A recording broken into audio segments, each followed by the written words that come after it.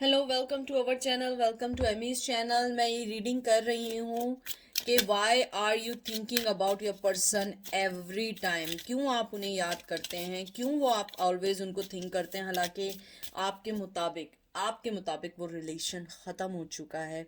आपके मुताबिक वो रिलेशन अब नहीं रहा है। मुझे बहुत सारे लोगों ने पूछा है कि दीदी प्लीज़ आप ये वाला करें कि why are you thinking about that person even though he is not in your life.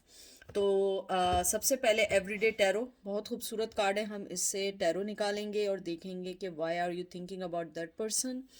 उसके बाद मैं मरमेड टैरो से मैसेज निकालूंगी ऑरिकल के कि आपको एंजल क्या गाइड करना चाहते हैं। और ये देखिए डेट 22 संडे, ये देखिए दिखा आप लोगों को। और 12:07 हुए हैं और सुबह का वक्त है, संडे का दिन है। ठीक है, तो चलते हैं कि why are you thinking about that person. Please कोई भी चीज़ अपने पे इन्फोर्स नहीं करिएगा। जो चीज़ रेजोनेट करे उसको लीजिएगा, जो चीज़ रेजोनेट ना करे उसको मत लीजिएगा। ठीक है, और कोई जेंडर स्पेसिफिक नहीं है, male to male, female to female है, ऑपोजिट भी हो सकता है। ठीक है, तो चलते हैं आपके मैसेज की तरफ। ये शॉर्ट होगी क्योंकि देखते हैं कि आप उनके बारे में इतना क्यों सोच रहे हैं। क्या वो आपके बारे में भी ऐसे ही सोच रहे हैं? Are they feeling same way? तो पहला आपका मैसेज आया है या कार्ड आया है जजमेंट। ठीक है, फिर आया है two of swords. Wow, Gemini Libra Aquarius, air energy आई है। पहली भी energy, oh wow, 6 of swords, Gemini Libra Aquarius, hierophant, Taurus, ace of pentacle, Taurus, Virgo, Capricorn. देखें, जो मैंने आपके सबसे पहले जो कार्ड निकाले हैं, और ये सारे मेजॉरिटी ऑफ कार्ड्स, इवन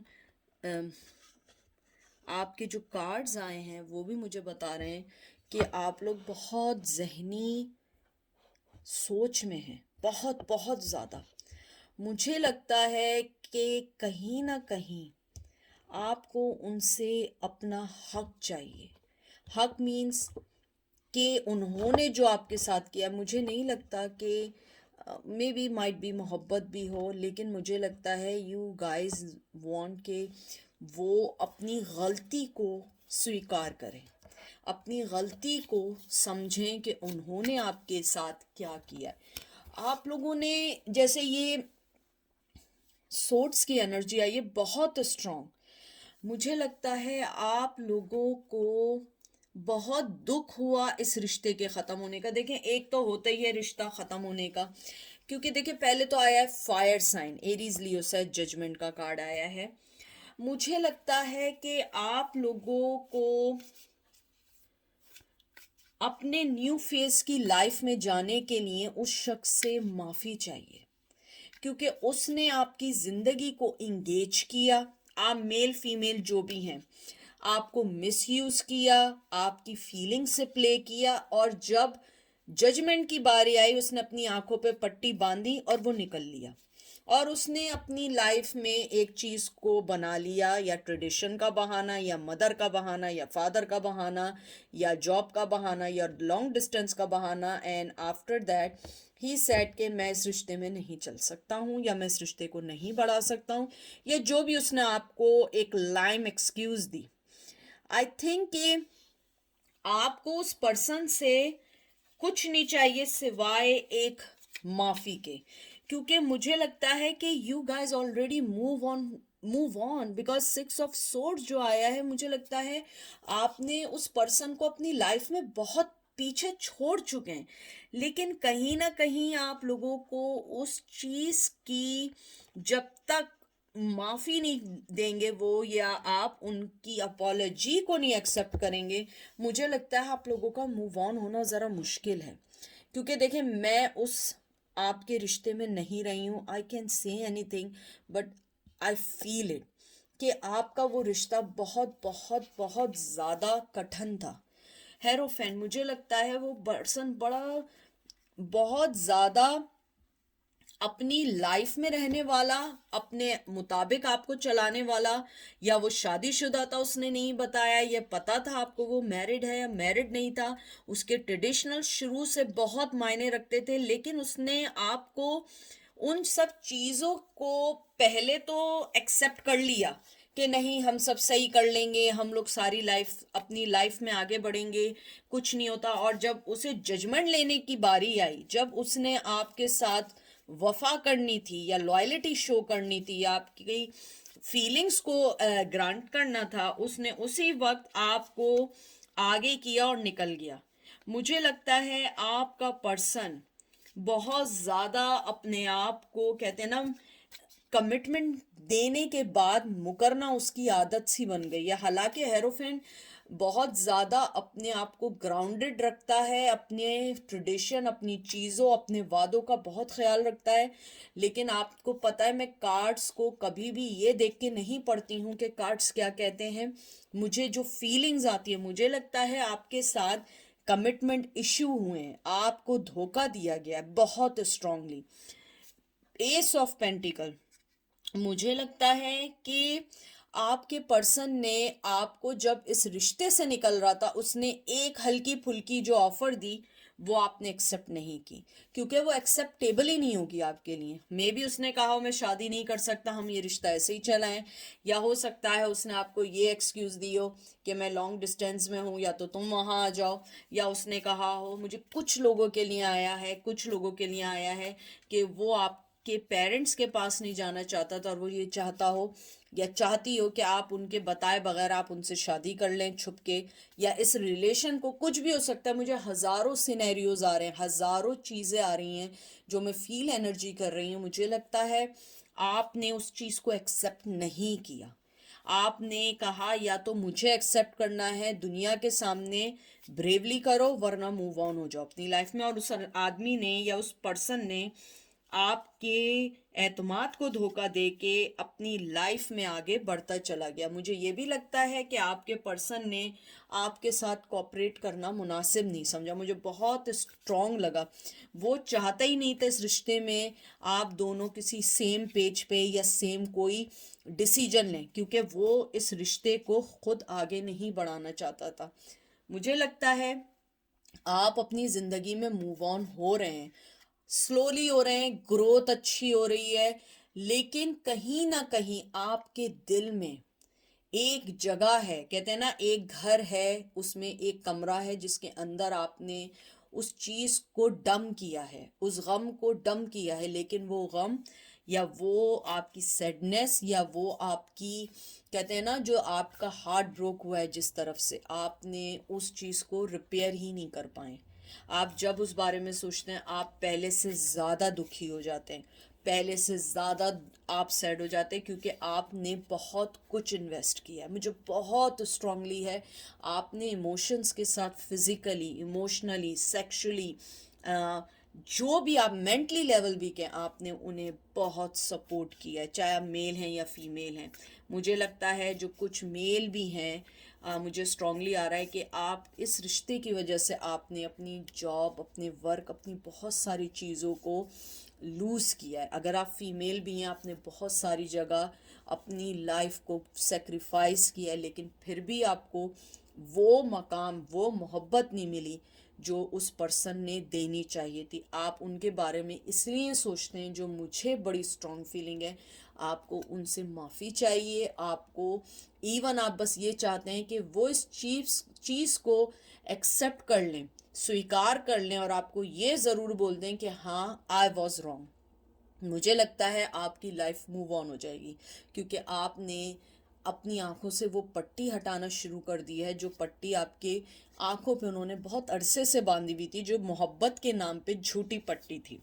ये देखें, 4 of cup, Cancer, Scorpio, Pisces, 8 of wands, Aries, Leo, sag, and 5 of source. बहुत ज़्यादा दुखी कार्ड है, सारे बहुत बहुत दुखी कार्ड हैं, और मैं वो दुख फील कर रही हूँ। मुझे लग रहा है ऊपर वाला आपको बार बार इशारे कर रहा है, बहुत इंडिकेशंस दे रहा है, बहुत कहते हैं ना, बहुत साइंस दे रहा है कि आप मूव ऑन हो, आप अपनी लाइफ में आगे बढ़े। देखें, अगर आप देखें इसके अंदर भी एक हाथ है और वो कब दे रहा है मोहब्बत का, लेकिन आप नहीं ले रहे हैं। देख रहे हैं, ऊपर वाला आपको बोल रहा है, इशारे दे रहा है, कम्युनिकेशन कर रहा है डिफरेंट वे में आपको। देखें, 8 ऑफ वंस, पीस, आपको इशारे दे रहा है कि आप आगे बढ़ें, लेकिन आप अपने मेंटली लेवल से नहीं लड़ पा रहे। आपका mentally level is still stuck over there. आप देखें, आपने मुंह मोड़ा हुआ है, आंखें बंद की हुई हैं और आपके पास सोर्स हैं, लेकिन आप अभी तक उस पर्सन के बारे में सोच रहे हो जो पर्सन ऑलरेडी अपनी लाइफ में मूव ऑन शायद हो गया, और शायद ना भी हुआ। It's okay, we don't care वो मूव ऑन हुआ हो या ना हुआ हो, we don't care about that. लेकिन आप अपनी लाइफ में आगे नहीं बढ़ पा रहे हैं, और मुझे इधर ही से एंजल के मैसेज फील हो रहे हैं कि आप अपने आप को पॉजिटिविटी की तरफ ना आए। आप मत सोचें जिसने जो किया। देखें, इसकी एक मैं बहुत आपको सिंपल मिसाल देती हूँ। आपने डायमंड देखा है ना, हीरा, हर आदमी उसे अफोर्ड नहीं कर सकता है। आप वो डायमंड हैं, आप वो यूनिकॉर्न हैं, आप वो स्पेशल पर्सन है जिसको जीतना हर आदमी के बस में नहीं है। आपको ऊपर वाला एंजल, ऊपर वाला भगवान, अल्लाह, जीसस, जिसको आप मानते हो, वो आपको कह रहा है कि मूव ऑन हो। आपकी कम्युनिकेशन है उस पर्सन से, मैं झूठ नहीं बोलूँगी।